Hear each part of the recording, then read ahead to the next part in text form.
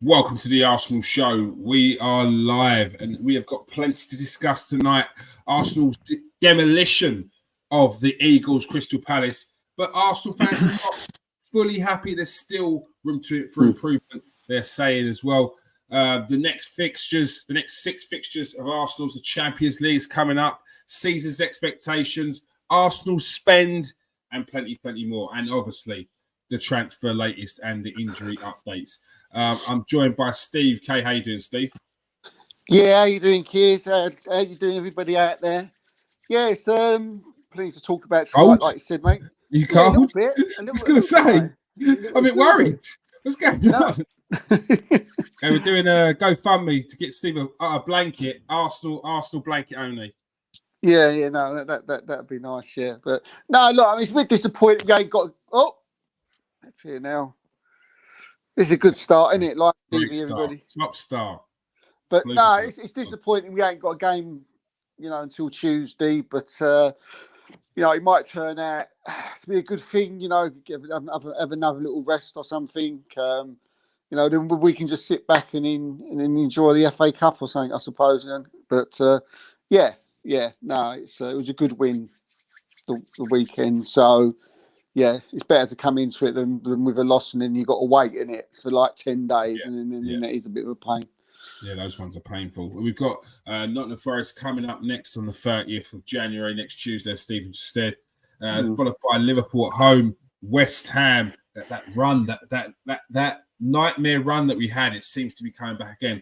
West Ham away at the Olympic Stadium, and then Burnley away at Turf Moor as well. But first of all, we're going to be speaking about the Crystal Palace game. Arsenal's 5-0 demolition of Crystal Palace, Steve. But there's still room for improvement. Many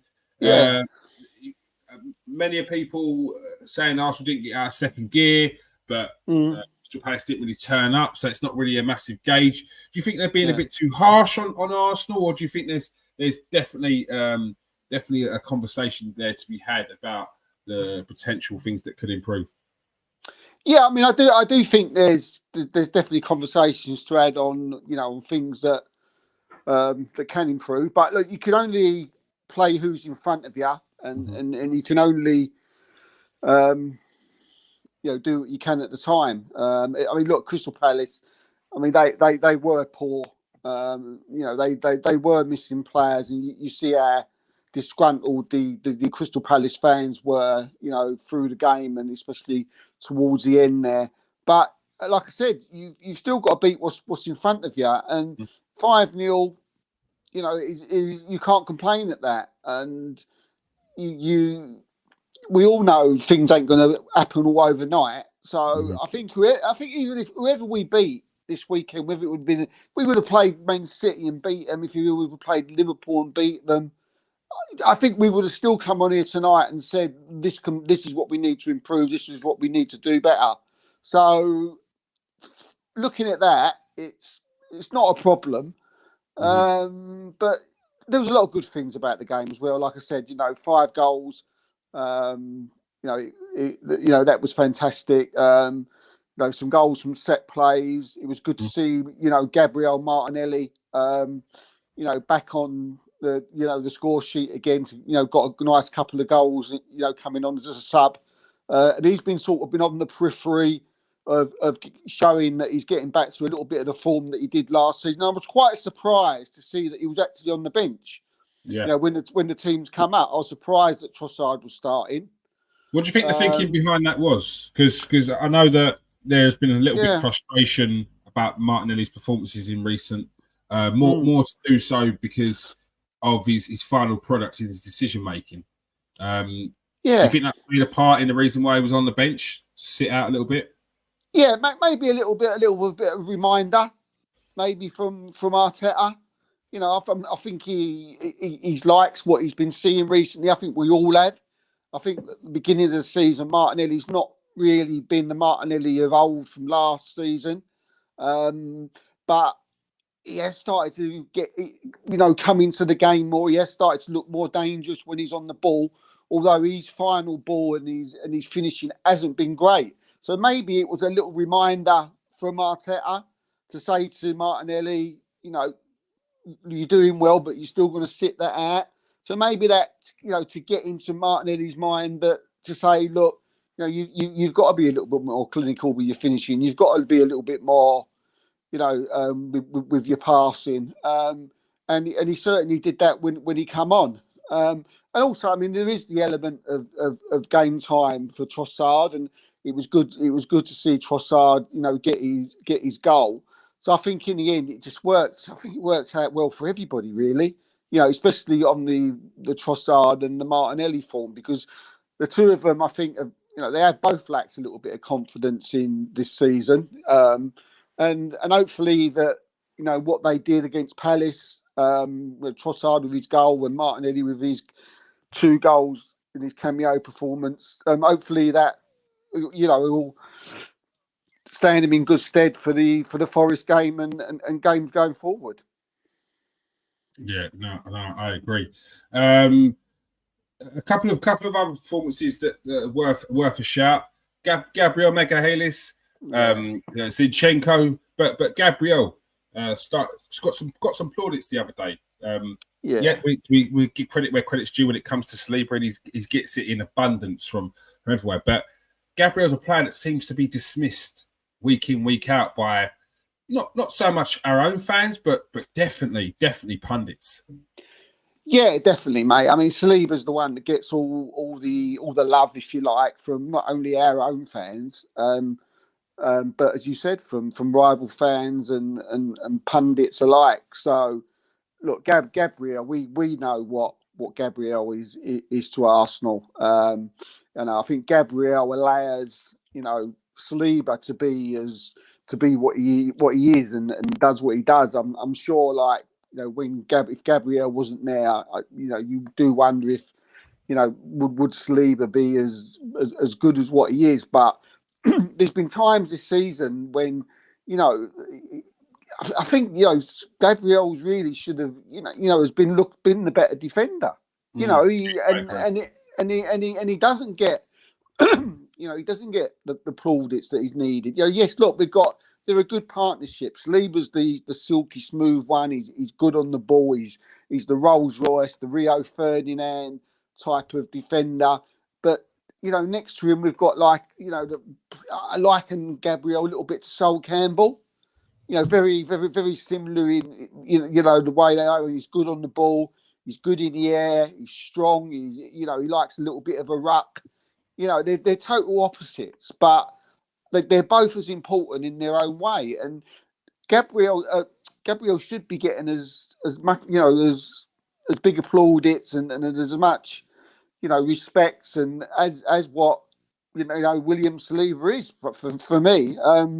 It was a bit of a mystery at the beginning of the season why they wasn't playing Gabriel. What was in Arteta's head, why he was dropped or whatever. And I think it was obviously something to do with the inverted fullbacks and something, or maybe Arteta wanted to try things, but he's reinstated him, literally after about 2-3 games, and ever since then, I mean, Gabriel's been outstanding, and he should not be, looked upon as any, less of a defender than probably what William Saliba is, because they're different. They complement each other well. So, and these 2 goals or 1 and a bit goal, whatever way you want to put it, what's your great? Because from where I've seen the goal a few times now, that looked like it was going in. So I don't understand why they've given that as an own goal, because the last time I checked, if it's on target, then they don't give it as the own goal. They give it as the striker or the defender's goal, the player's goal. Do you know what I mean? Like, what good is it doing by giving that goal to Dean Henderson when it was on target and it's just hit the back of his head and gone in? Yeah. No, it was my fault exactly, Kieran. I mean, when he went in, he got his head to it. He did well to get away from his marker, and he had an easy sort of job to sort of get his head on it and put it in the back of the net. And yes, Dean Henderson, but it would have been very hard to miss that goal from where he was. Do you know what I mean? So, and so that was his goal. for me, I have no idea. I mean, instantly the commentator, whoever it was like, "Oh, that's an own goal. It's come off Enson." And I was like, "I was same as you. I was like, how can that be an own goal? It's it him, but you can't tell me that wasn't going in the back of the net." So it was a really strange one. For me, it was Gabriel's goal. I mean, it doesn't look like it's gone down, as his goal. No, usually it goes to like dubious goals panel, doesn't it? But I think I don't know how you can't give it. It's ridiculous that you can't give it. I mean, an own goal. I mean, yeah. I mean, again, it's like taking something else away from footballers. You're trying to take goals away. Why are we doing this? It's ridiculous. It's just another stupid rule that seems to be coming in the game of late. So no, for me, it was Gabriel's goal. I just don't, unless the rules have changed. Where if it hits someone and it goes in, whether it's on target or not, then it's not a goal. But as far as I'm concerned, I've heard nothing of a rule change. So yeah, for me, it was his goal, mate. Yeah, and David Raya putting a solid performance and some really good distribution. One of them actually led to a goal. Oh yeah, mate. I mean, that was we see Ramsdale do an excellent beat of the week before. With his kicking, and Raya the weekend, who probably had, I thought, his best game in an Arsenal shirt. His distribution was incredible. We made some great saves as well in the game, and was very solid. And the distribution was the goal. Was, I mean, you see, Arteta, when the goal was scored, the first thing he did was just turn and just put his fist up to David Raya and clap him. He wasn't even looking at, what was going on at the Jesus, who was celebrating there. He was just pointing at Raya saying, yes, and clapping like this and giving it that, and that was all because of what Raya did. And I think that's what Arteta's trying to look for. We've had the, who's the better goalkeeper, and was it a waste of money and things like this. But I think, to be fair to Arteta, he's trying to do is just find that, that little bit extra because it's to say football's a game where it's all made of moments. It's so intricate, and the littlest of things, can make you win a title or lose a title or win a football match or have control of the football match. And this is one of the things that he thinks is going to help Arsenal in the future. And if Raya can carry on doing that, then it's going to turn out a good decision. But we'll see. But no, it was good. All the defence played well. Saliba had a good game. I thought Ben White. He started well. Ben White. He's getting forward. I thought, oh, this is like Arsenal of old. This is Ben White of old. He was getting forward. He was, sort of linking trying to up. do a couple of through balls as well. Yeah. A bit heavy, but he tried a couple. Yeah, it was. Yeah, a bit heavy, but this is what he was doing last season. And I thought to myself, "Whoa, this is great." But then when we got the goal, he tends to stop, and Arsenal have this habit of doing that, and that's frustrating. Do you think that's an instruction? Because I think we said this a fair few times. Arsenal seem to take the lead or get a goal, and then they sit in again. They change the way they play. Yeah, I mean it does seem that way, doesn't it? Especially this season. This season, it's just we get a goal and we slow off. Instead of going for the jugular, going for the kill, we hold back again. And it was really evident in the Notts Forest game because like I said there, you was like, whoa, this is great. This is the Arsenal of old. First 10, 20 minutes, bomb. We got the goal. Oh, yes, this is great. So you're expecting it to, continue. But it never did it. It sort of slowed. And it was like, what is it all about? Is there a nervousness? Is it to hold the lead? It's like you said, is it an instruction? I don't think it's. I think, look, logically, I'm thinking if we're playing against a team that plays the low block, if we get that goal, by sitting off a little bit, we're inviting them out. If we're going to keep on going at them, they're just going to sit in that low block again, and we're going to potentially get hit on the break. Yeah. I don't know. I'm trying to just think logically because it doesn't make sense. That's why it doesn't make sense because we keep on chirping on about last season, but there's certain things that worked last season and there's certain things that didn't work last season. Yeah. Like when we were the 4-3s, the 3-2s, the conceding 3 and then having to concede 3 to score 3 again. Like those were the issues, and I don't think those necessarily all stemmed from us breaking against teams and getting hit on the counter. A lot of those were, some of them are unforced errors. Some of it just comes down to we just didn't have a solid team at the time. Like there was form dropping from certain players. And then you get players that are out completely in Saliba, so you've got to replace that with Rob Holding. I love Rob Holding, but he's not William Saliba. And when you're making those big changes, when you've risen off of the top 11 team you've had, the top 11 to 13, 14 players you've had, and then you're going to have to start dipping into the 15s, 16s, and 17s at the end of the season. That's the difference. That's the difference.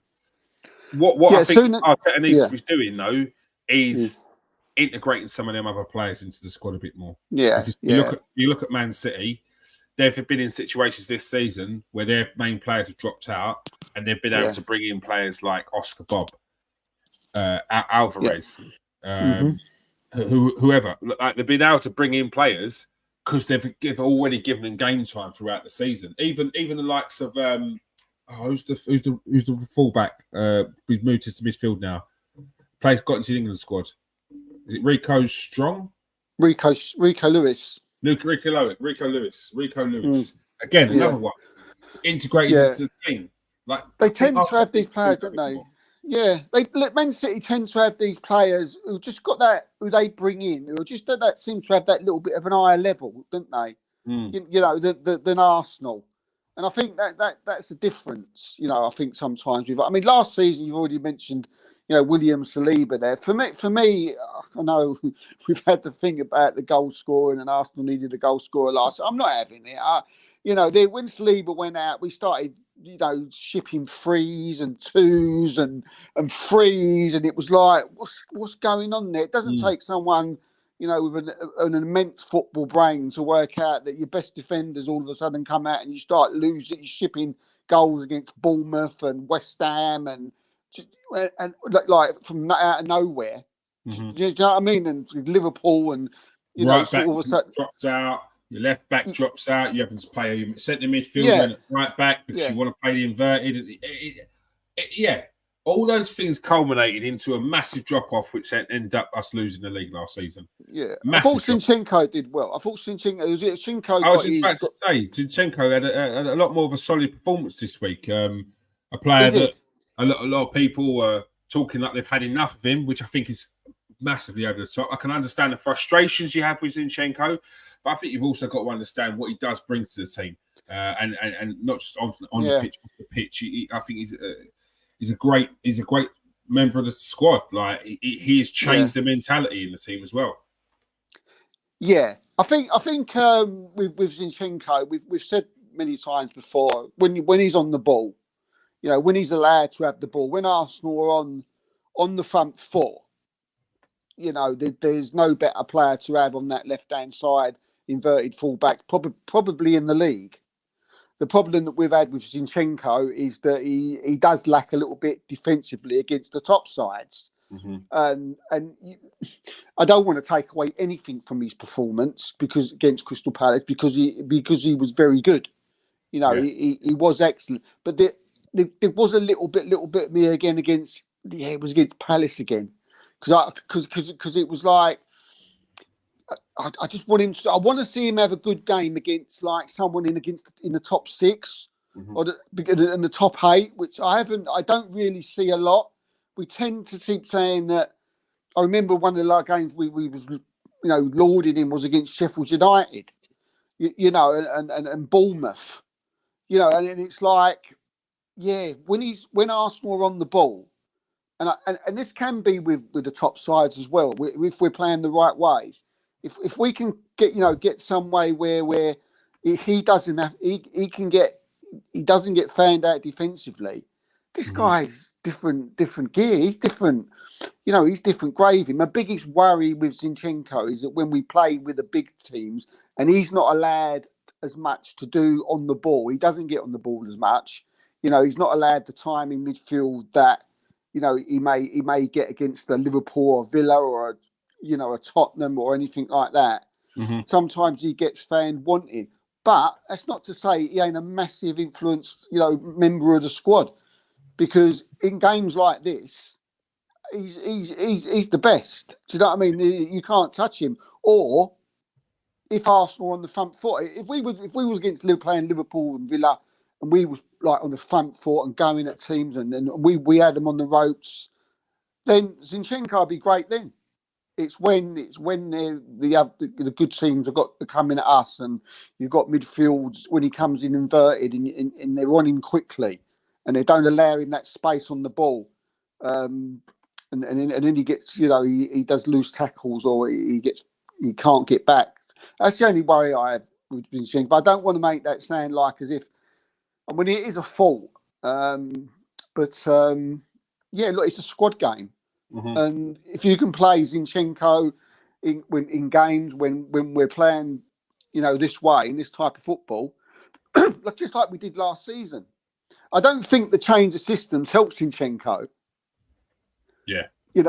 I don't think it's helped him. I think if we was playing like the way we did last season, and some people were saying Zinchenko was the best player up there with one of the players of the season last season. But this way we're playing this season with the inverted fullbacks and him coming to midfield, sometimes it doesn't do him any favours. But he was excellent against Crystal Palace, and I just hope he can be. And probably that's why Timber's coming. And do you think when Timber comes in that he'll automatically be that left-sided player? Well, he can play both sides, isn't it? So I think whatever works. I think there could be, I'd love to see a game with both of them playing. I don't think we're going to see that much, but I would love to see that. No. But yeah, I think from what we've seen of Timber, he's very versatile. He can play on the left, he can play on the right. He played most of the pre-season on the left-hand side, and he looked very, very good. Even the first game of the season was only in it for like about 13 minutes, whatever it was. Poor sod. But he looks a player. And look, there's people I know that don't even support Arsenal, and they're looking forward to see Timber come back because they're big fans of him when he was at Ajax. So. I think we've got a player in our hands, and it's a big loss which no one really can contemplate. Because they didn't watch how we were and how integral he was to the squad and to the team during pre-season. So a lot of people are quite dismissive of the loss of Timber, the loss of Partey, but they're two players which I'm sorry would have been. Declan Rice or not, Zinchenko or not, they would have been massive parts of this team this season. Because no matter what people say, Havertz in that role has not been as fluid as we were last season in that midfield. It's not to say that he can't be. It's not to say that he won't be. It's just I'm saying there's been games where Havertz has been dropped and someone else has been brought into that position. There's no reason why that wouldn't have been Partey. Or Jorginho, whatever. But I do think that those two players would have played a big part in our season. He wants that midfield. He wants that number 8 to not be. I mean, a lot of Arsenal fans, are getting confused with the fact that, he's come in to replace Xhaka, and that's not what he's done. And we know from the last few games of last season where all of a sudden we started to see what's Partey doing at right back. What's all that about? And now we know why. We know why. It's because he wanted to play inverted this season. So that now it just it stands out a country mile. So it's if you look at the way he wants to play, he's looking at Averted as someone who can get forward. And he's more of a more like an extra forward player than a midfielder. That seems to be why he's bought Averted. And as I said, hence why the invert, and because of Xhaka's left, he's Arteta's decided that not to really get, try this inverted fullback thing. I also think that Arteta's, although it seems like he doesn't change much, I do think like there's horses for courses with certain players. I think certain players are he's happy to change, and that Havertz position is one of them. I think he's happy to rotate that position for whoever will work in the game, and I think those certain games do call for certain players as well. And I've always wanted that. I've always wanted it to be a bit more fluid in the fact that we could potentially bring this player and this player when we're playing a Man City or a Liverpool, like we did against Liverpool last season. And he put Tomiyasu at left back. It was one of the best games we've seen Tomiyasu play. And I didn't even know Tomiyasu could play left back. But I like that. It keeps us thinking. It keeps the other team thinking. Because I do feel like we are sometimes a little bit predictable. But that can be changed by the personnel. We've seen many a time, like Fabio Vieira, when he had a good solid start to the season as well. And when he was coming into games, he was making a difference in games. Against Fulham, noted being one of the main ones where he come on and completely changed it. Like I'm open to seeing that. I want to see more squad rotation, but that needs to go further. That needs to be up top. Oh, to be fair, we've seen that with Jesus and then Nketiah, but I think we need to change Nketiah. That needs to go on the right wing with Saka. We've seen it on the left wing with Martinelli, where he's happy to change Trossard and Martinelli. But I think that elsewhere in the squad, there's certain players you don't change. You don't change the goalkeeper. You don't change your centre backs really, and you kind of keep one of your midfielders there all the time as well. But the rest, there's definitely room for manoeuvre. Yeah, I think like you're right. Bring Thomas Partey and Timber. If they was like fully fit this season, I think you would be seeing, I would hope that we would be seeing a different type of Arsenal. As you say, it's horses for courses. You can change things up during the game. You don't necessarily, Arteta's been asked on many occasions, about, do we want a midfield player? Do we want to be this? Do we want to be that? And he sort of looks at them and gives them sort of like a sort of what you're talking about type of look, as if to say, well, I don't understand what you mean, because we change system like 1,000 times during the game, which means Zinchenko goes into inverted, Saka will go to right back, or someone will go into midfield, or Havertz will drop out to the left, and this is what they're doing in training all the time. They're left, right. So when you're getting reports say, who's there, who plays there, and he's like, well, they play everywhere. Yeah, and I think that as well. They are very fluid in their positions. They move around all over the pitch. With that being said, what would you say to people that will say that Mikel Arteta only has one sort of? He only has a plan A. He has no plan B. No. I think he's got a plan A, B, C, D, E. I get. I think people say that, and they because like maybe they're sort of not looking at the fact that, look, well, maybe we need one or two new players, to make us look better, but I think the fact that he can't change it up is I don't think's wrong. I just think sometimes there is a question whether the personnel is right in certain positions to be able to adapt to this swapping all over the place, going here, going deep, and doing all this. And there might be a couple of players in the Arsenal team that are struggling with that. But I think he's too good a manager, and he's had too good a breeding, with people like Wenger and Pep, not to be able to change it up during games. I get the point that we talk that players.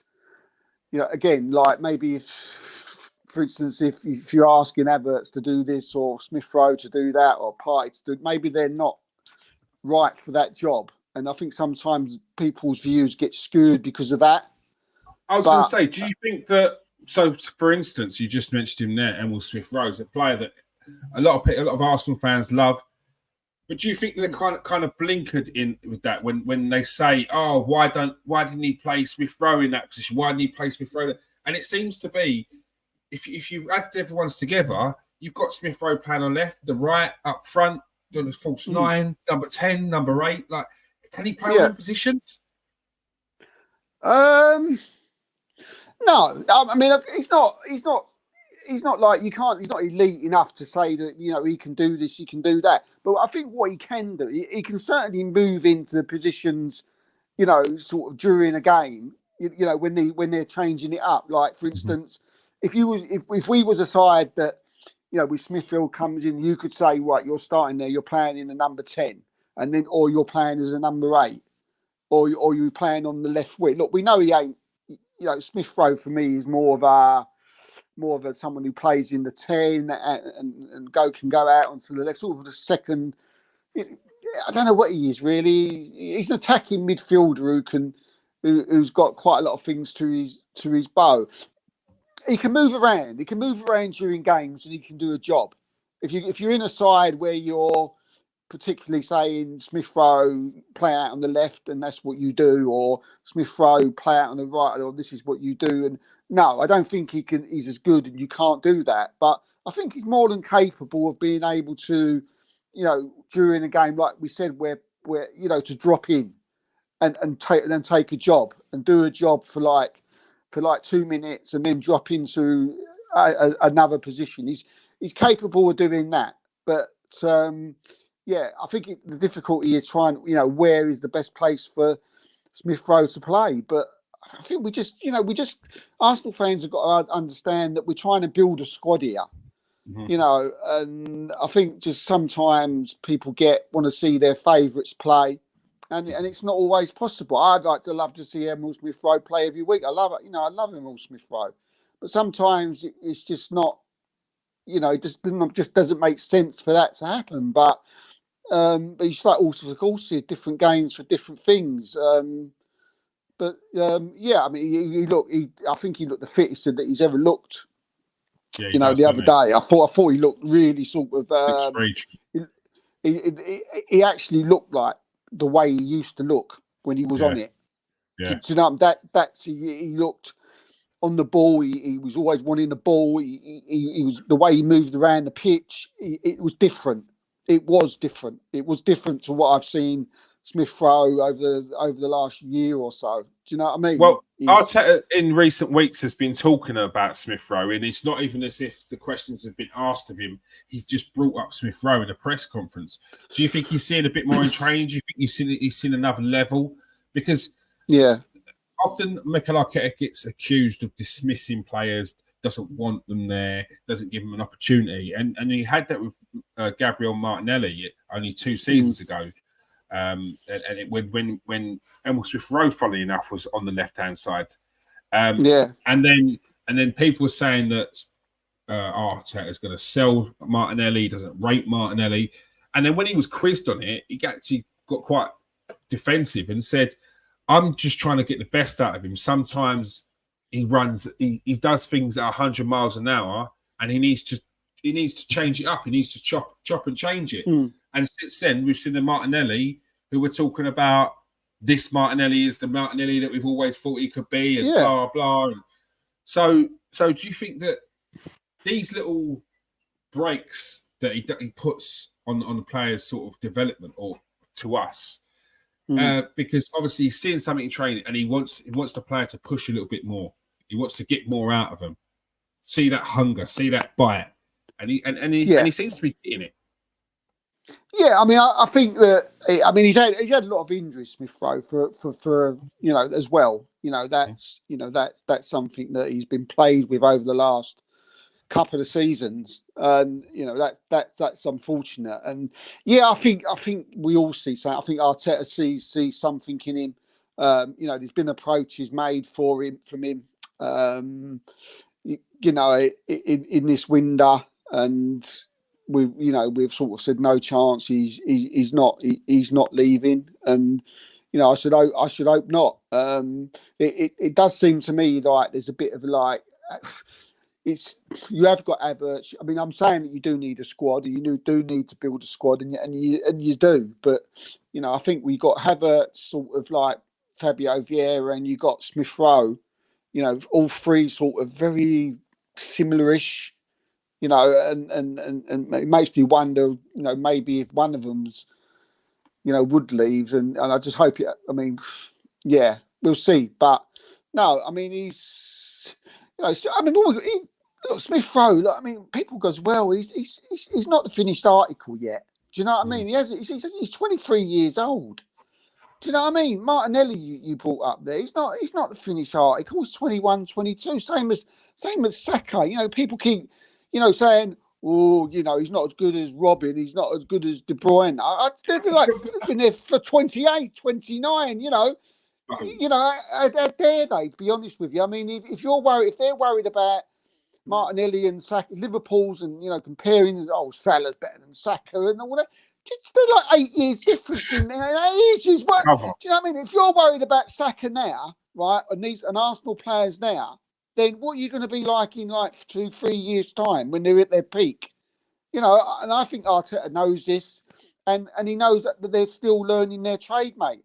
And I think Arsenal fans, though, a lot of Arsenal fans think that this is the end of the article now, and this is what they are. And they get, we've got to sell Smith Rowe, or Martinelli's rubbish this week, drop him. I mean, they are a bit like that, but I do wonder if those fans that are making the most noise and talking the most rubbish that we get frustrated about, are they potentially the young fans who've never been to a game, that don't never played football? There's no actual knowledge there. Well, I don't know. There's a certain channel that talks a lot of tosh as well. You bring up the same subjects, So Martinelli's world class. So-and-so's on the verge of world class, and Odegaard's better than De Bruyne, and we can. Mohamed Salah at the same age of Bukayo Saka and Martinelli was just being bought by Chelsea from Basel. Yeah, this is it. And there we go. I think, I mean, look, I think that, people say, I mean, I think we're, with the age of our players, I think we're well ahead of schedule on what we could become in the next 2-3 years. And I mean, Saliba, they're calling him world class, the Rolls Royce, one of the best defenders in. I mean, he ain't even started yet. He ain't even started, people. Yeah. Do you know what I mean? He's not even on the ladder of. Can you imagine how good these players could be? And as an Arsenal fan, this is why, we've got to give them that little bit of grace. Yeah. When they have bad performances. Yeah, we've got to give them that little bit of, hold back. We ain't got to get too carried away. And we talk about players. We talk about Martinelli. We talk about Saliba. We talk about Smith Rowe, and we could go on. We've got a young team. Declan Rice. The way people talk, they would think he's 28, 29 years old. The way they go on. Do you know what I mean? He's 24, 25 now. But Man City fans are worried about it. Oh, yeah, he's not as good as Rodri. He's not as good as Rodri. Calm down. Don't get, you're panicking a bit here. You get panicking a bit here. But, it's like you said, they get a little bit, I don't know. I think they're a little bit nervous, mate, these Liverpool Man City fans. I think they're getting a bit nervous, a bit worried about that. But for me, I mean, unfortunately, it's not every Arsenal fan, mate. Sadly, but I'm good. I'm good at what I'm seeing. I'm not getting carried away. Look, we're in the conversation, mate. We're in the conversation. Yeah. 2 years ago, if every season, it gets to this time of the year, and my team is in the conversation. Yeah, that suits me down to the ground. But the trouble with Arsenal fans, right? They're spoiled. They think some people have a God-given right, to think that we can just do this and do that, and we should win it. You listen to some, and it's like, Arsenal. We're third in the league. We're 5 points behind Liverpool and Man City. These juggernaut teams, right? But the title's over. The title's finished. The title's over. The thing I don't is, even care about the title. I want progress. The thing is, they say it. What annoys me here is they say it like the title's over. Arsenal aren't going to win the league, and then when you question it, they say, "Oh, are you saying Arsenal are going to win the league?" No, I'm not. No, I'm not. Yeah. The same way Liverpool are not saying they're going to win the league. The only team that can right now and over the last 5 years say we're going to win the league is Man City. Anyone else, it would be arrogant because Man City are just a step above the rest. Now everyone's starting to catch up a little bit with Man City, and there's certain breaks in their armor, chinks in their armor, and look, if they're missing a player here, you know they can be got at. If they're missing a Rodri, they know it can be got at. They're missing the De Bruyne, you know they might not be as creative again. So there's frailties in their team which we didn't see before. Which like there was that air of sort of invincibility. Now teams are going to Man City, taking on Man City, and thinking, do you know what? Actually, we might be able to get something out of this team. You can see invincibility. I don't understand why Arsenal fans try to talk as if their prediction is a fact. Like, it's the same as I heard a Liverpool fan talk the other day. Arsenal aren't going to win the league. And then it was curious. He said, so who's going to win the league? Are Liverpool going to win the league? He said, I think Liverpool gone second. So why didn't you say that Liverpool aren't going to win the league? There's the same energy as you said Arsenal aren't going to win the league. Because you just predicted that they're going to come second. So why is that not said with the same energy? Why are you talking like that about Arsenal but not about Liverpool? Arsenal are in the same conversation, the same as Liverpool are, the same way as Villa are, and the same way as Tottenham are. And I'm not going to turn around and say that none of them are. No, it hurts, Steve. But we had to. They're 3 points behind. Do you know what I mean? But so they're in the conversation. If you ask a Tottenham fan and you say, "What do you reckon? What do you reckon?" You say, "Look, as a Tottenham fan, they'll be saying the good Tottenham fans, the one that talks sense, say, look, this time of year, I'm in the conversation. My team, I'm happy." But there is so many people out there who just like get carried away and go over the top. And whether it's because I'm an Arsenal fan and you talk to more Arsenal fans, and you listen to what Arsenal fans have got to say, it does seem a little bit that, you know, because we sort of finished second last year, you know, and it was like, we've got to win the league this year. If we don't win the league this year, then Arteta's failed. He's got to be sacked. He's got to be gone. What is that? Why do you think they're saying that if Arteta doesn't win the league, that Arsenal should be sacked? That he should be sacked as Arsenal. They're probably the Arteta. Right? Well, go on, mate. That same Liverpool fan who was on it, he said Arsenal were never going to win the league with Arteta as manager, and I don't know why people say that with their chest so much. After what? This is the manager that took Arsenal from 15th in the league to second in the league, to the point where Arsenal fans or rival fans are saying if Arsenal don't win the league, he should get the sack. So he's brought up the expectation for the club again, and you forgot where we were the past, 5 years, 10 years? Some people don't want to listen. Some people don't want to listen, mate. You know, we know what Arteta came in. He had no money. The club was in a mess. He won the FA Cup in the first year, right? And then what answer did you get from the Arteta raters of their own fans and rival fans who just don't like Arteta? Oh, he come in. That was in his team. He won the FA Cup with Emery's team. All right. Yeah. What they say he does? They say he did. Yeah. Well, it was Emery's team as well. Then who he finished 8th, wasn't it? Yeah. Wasn't it? So Wenger's team that Emery finished 4th with. Yeah, so what are you having? So what one you have? You can't have it. You can't have, he won the cup with, and then hit 8th, and then start bringing up that, he finished 8th though in the. Do you know what I mean? You're not. It's people trying to find faults, and when you bring up their argument and you say something like that, you say, well, if that's the case, then all this 8th shit you keep coming out with is bullshit and all them, because that was Emery's team and all. Yeah. So it's. Yeah, and again, we mentioned Martinelli, but again, the age and the learning and the stuff like that.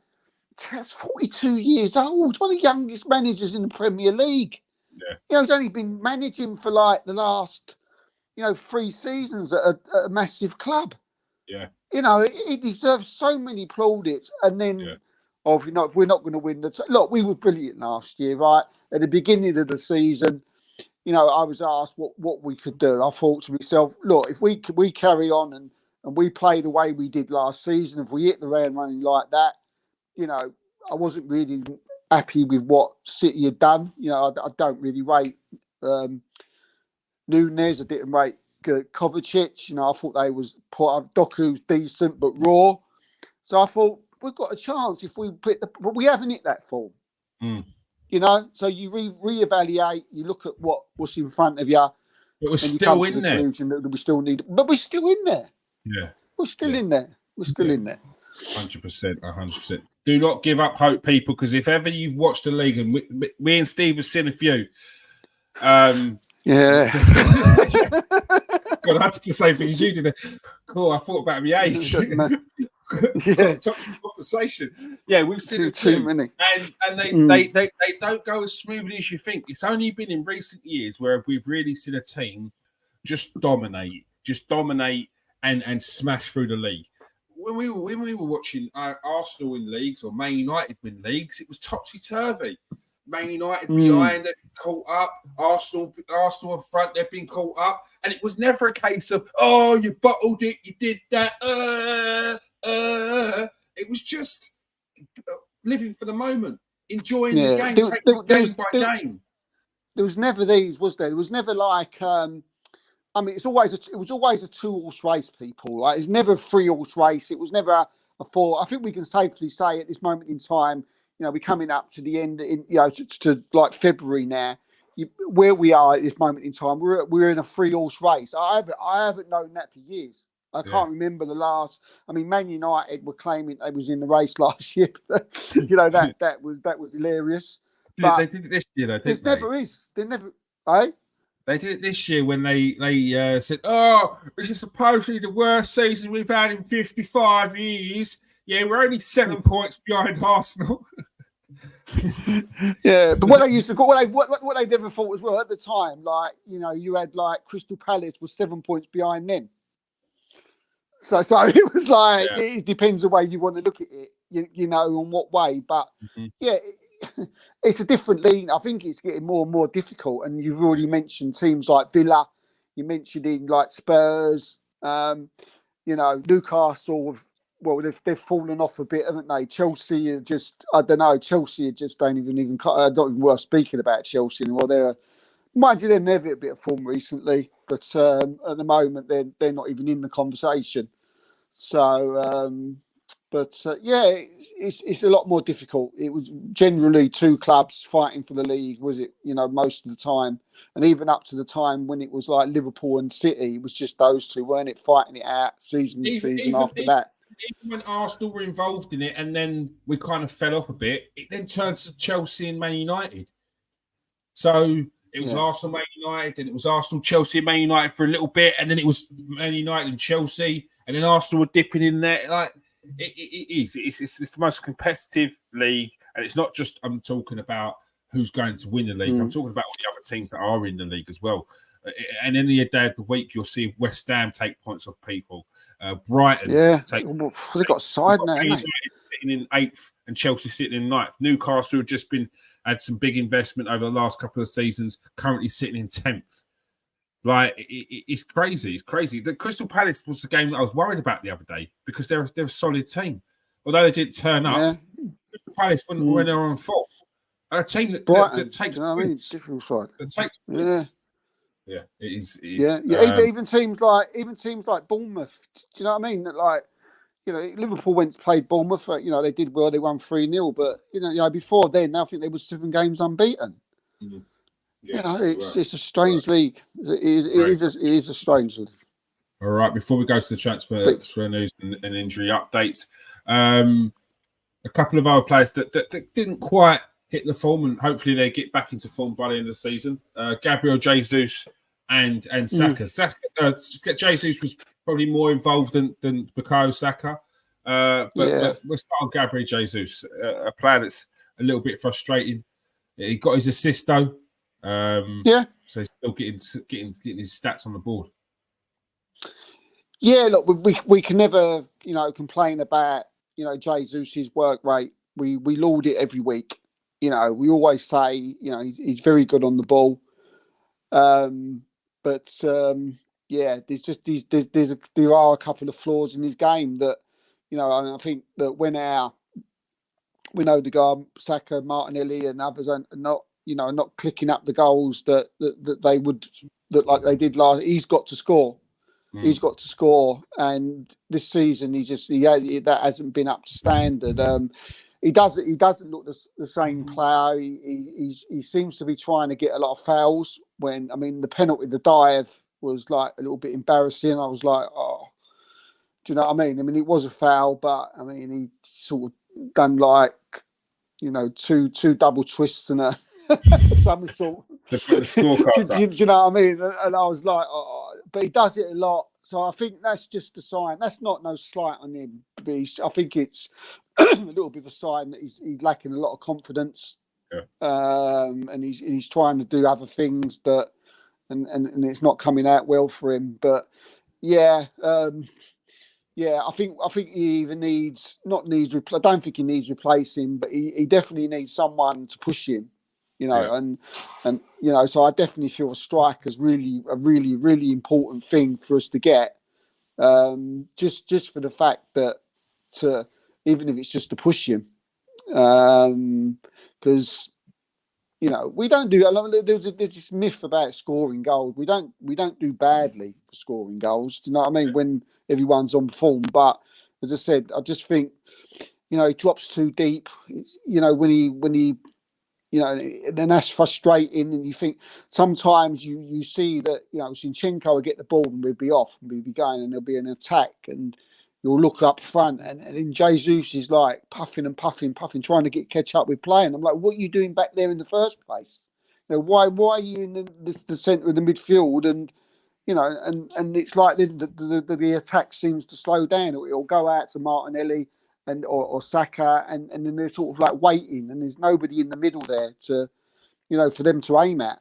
And so yeah, we need a strike. We had like on the Super Six, you know, we were saying about a striker the other week, and that Arsenal definitely need one. It's one of those things, you know, if you do need one, but not to really replace Jesus, but probably to replace Nketiah or someone to push him.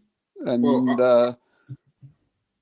God, I say to people who say this, Arsenal is a 20-goal season striker, and I always ask who's that striker, because there's always the same names to band about. If you're going to try and tell me Ollie Watkins is the answer for Arsenal, no. I'm going to tell you to do one, mate, because as we've spoken about before, we spoke about it last night, how good Giroud was, and people's frustration with Giroud about he's not clinical in front of goal.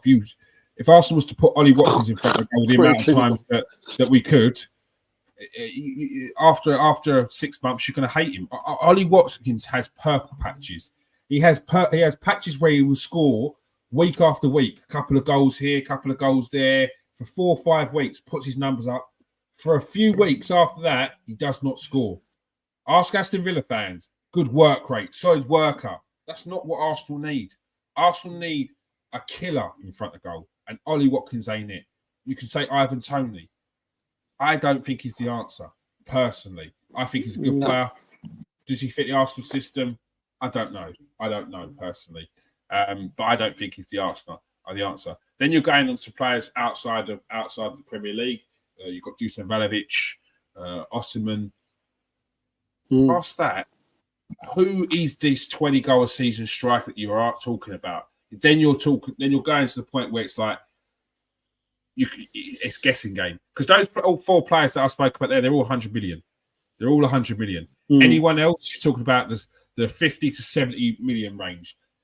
There's big risks that you're taking on a player that who is out there that is the name. There's not as many as people like to say. They just keep on banding about the same names. I mean, go. Yeah. No, I think it's difficult, mate. I think the big word you use there is risk. I think Arteta's got a difficult job, not only to, find a striker like you've just said, who fits the system. But whether who they bring in, who might disrupt the whole thing altogether. I mean, I can. What people I think don't understand is that if you're Mikel Arteta from last season and you're sitting in his office and you're looking about, you're thinking what I need, you're thinking, well, I need someone like Declan Rice, I need someone like Timber because I want a really good, inverted fullback who can play the ball out the back, who can do a bit of everything, and then he'll get to the forward line, and I think that gets complicated for him. I think it's complicated because if there is this 20-goal striker out there, and it's one of those players that you named, I think for me, people seem to think, well, you need that player to score goals, and that will take you to the next step to win the league. That's more or less the story you get, isn't it, from Arsenal fans? Buy 20 goal strike, but for me, it's not that simple. It's not necessarily going to work like that, because if you've got a goal scorer who's doing that, then you will find, and believe me, you will find that Saka won't get as many, Odegaard won't get as many, Martinelli won't get as many, because if you've got in this main 20-goal season man, that's the guy who will score the majority of the goals. And I think even with City last year, you see Haaland, 30 goals this season, but the Grealish and Silva, they didn't score bundles and bundles, and do you know what I mean? It doesn't work like that. If Man City, had Odegaard, had players who would score the amount of goals that Odegaard, Saka, and Martinelli did last season, they would have won the league by January. Yeah. It'd be over. It'd be end off, finished. So I forgive Maguire because it's very difficult, because he thinks, well, if I bring someone in, does that mess up the whole thing? Does that ruin Martinelli's game? Does it ruin Saka's game? And he probably thinks, well, I've got Jesus. I know he does fix the system. Ideally, what I want him to do is score goals. Yeah. But if he's not, then he's saying to himself, what do I do? What do I do? And he must be banging his head. He must be thinking, what do I do? Do you know what I mean? I mean, kids, what do you know what I'm saying? He must have that. What would you do? What would you do in that situation? It's difficult. And when you do try and explain that to people, they think, oh, no, but you still need a 20-goal need strike. You think, oh, yeah, I mean, it'd be a great world if you could do that, and then everyone else could score. But it's an hard one, mate. It's hard. Yeah, no, it is hard. And finally, before we go to the transfer and injury news, Bukayo Saka. This is a player. This is the craziest thing. I've just looked at his stats here. 28 games this season, 9 goals, 12 assists. So you're talking 21 goal contributions in 21 games, and we're just about to say isn't it? that he's not had the best of seasons so far. So I'm going to put it down to it's just a season of development.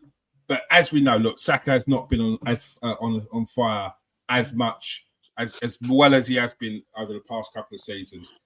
Now, I think there's been some harsh criticisms on him, because I think the people are ready, like vultures, ready to tell everyone that he's not as good as what everyone thought or hopes. But he does need to do more in games. I think he needs to be a bit more present in games and show. Do you know what I think people are doing, and maybe I'm guilty of that as well, is that because Odegaard's coming into form, but let's take it back 2 or 3 games ago. I think because Odegaard's not been great, and Jesus hasn't certainly not been great this season. He's been nowhere near it, right? He's been quite poor actually by his standards. And again, with Martinelli being very sort of in and out.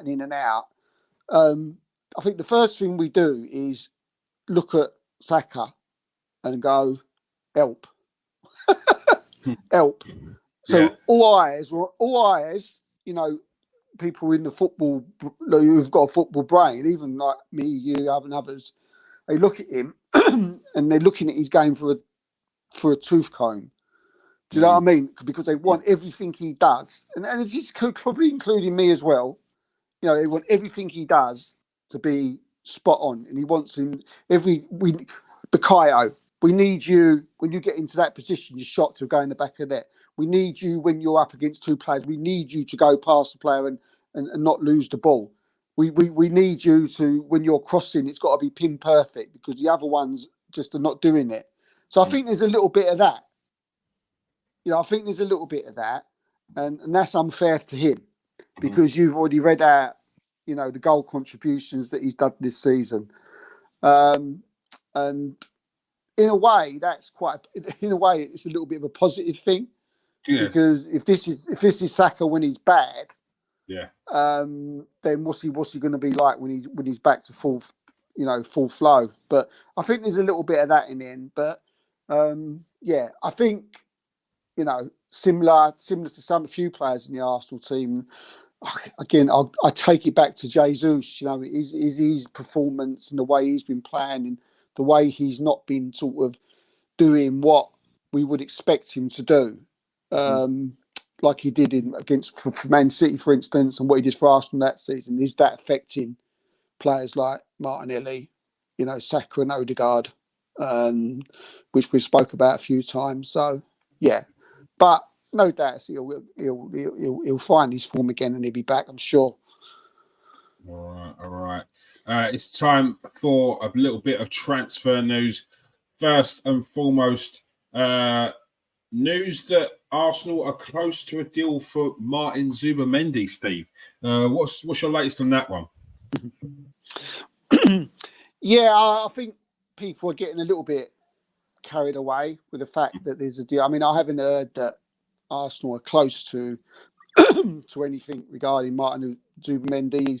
He's a player who is, you know, very, very liked by Mikel Arteta and Arsenal, and there most certainly has been talks. I mean, they flew over to London in 2023 to have talks with Arsenal on that. So there's obviously something there. I think, you know, we reported on it. So yeah, but the fact that there's a deal that is close and it's being done. No, I've also heard that Sociedad tried to up his release clause, and of course, I think is about 53. I think that's 60 million, 53 euro, or something like that. And Zubimendi refused because when it comes to you know, the summer, you know, he doesn't want any difficulty, you know, because he does want to leave. He does want to play in the Premier League. He said that on before. But at the moment, he just wants to concentrate on Real Sociedad, and it's his boyhood club. So, yeah, I think, you know, there's something there, and Arsenal are definitely, you know, interested in him. But, and he's an excellent player, and him and Rice and Odegaard would make one hell of a. And of course, you know, Zubimendi and Odegaard did play together at Sociedad. So that could be something that Mikel Arteta's, you know, that he likes about him. But he's an excellent player, Spanish international. So, and what do you think he would bring to Arsenal? Oh yeah, I mean, he would allow. He plays he's mainly a DM. You know, he's very plays in that position, and you would assume that he would that Partey would leave if, you know, that's the first thing that really comes to your head. Maybe there may be a swap deal. He's, you know, with to be had there somewhere. Who knows? You know, Partey going back to Spain. I don't know, but yeah, I mean, he'll be there to.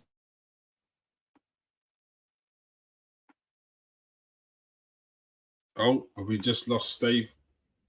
We have just lost Steve. I'll be back in a second. Yeah. Partey to move to Spain. Look, I'd love for us to get some money for Partey if we are going to sell him. The likes of Juventus who have been sniffing around Thomas Partey since last season. How much are you going to get for Thomas Partey if he was to go to Juventus? Like next to nothing. What you saying, Steve? Yeah, I don't. Yeah, I mean, it would mean that Partey would probably move on because you can't see a place for Thomas Partey there if Zubimendi comes, and he obviously would allow Declan Rice to obviously play in that, that number 8 position and to push forward more with Odegaard in front. But yeah, excellent player. As I say, he's Spanish international. Not too sure how they used him for Spain because obviously they got Rodri as well, haven't they? Spain. So I'm not too sure whether they play together in their system that they use, but or he's understudy to Rodri. But yeah, top player. Another player that had been linked with Arsenal, RB Leipzig's Xavi Simons, a player that can very versatile on the wing, can also play as a false 9 or a number 10. Have you heard anything on that deal, Steve? Now again, it's someone that Arsenal are interested in. I mean, there's no, there's no doubts about that. He's someone who can play on the left and the right and of wing, so he definitely fits what Arsenal are looking for. Yeah, I think again he's just one of the players that's on the list. Along with people like Elise and Neto. Where you put him in that list, it's subjective what you think. I mean, I still think that if they can get Pedro Neto, he would be, Arsenal's first choice. But yeah, I mean, this kid's good in him. He's special. He's got so much ability. Yeah, again, it's one that obviously will not happen in January. That's for sure.